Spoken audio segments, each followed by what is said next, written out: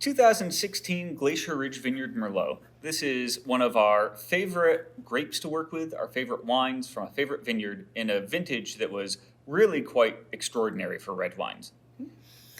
And of course, the Merlot from Glacier Ridge, as Colby was saying, is an absolute pleasure to work with. It's not something that I would recommend growing in the Finger Lakes unless you're a really special site, which Glacier Ridge tends to have. And this particular is a blend of both the upper and the lower block plantings that we have at Glacier Ridge. And what that means when we're talking about the upper and the lower blocks is that the lower blocks were established quite some time ago, whereas the upper blocks are much, much newer.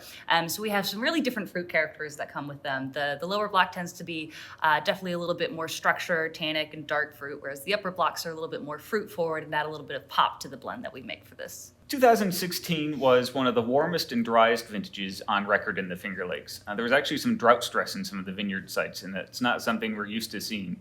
But with Merlot, what that gave us was a great deal of concentration, something that's really rewarded time in the bottle, time in barrel before that, and will continue to age gracefully and beautifully with Glacier Ridge, we've seen that go decades at least at this point. So it's a long time coming.